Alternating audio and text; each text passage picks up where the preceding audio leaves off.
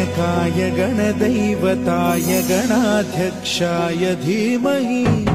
गुणशरीराय गुणमण्डिताय गुणेशानाय धीमहि गुणातीताय गुणाधीशाय गुणप्रविष्टाय धीमहि एकदन्ताय वक्रतुण्डाय गौरीतनयाय धीमहि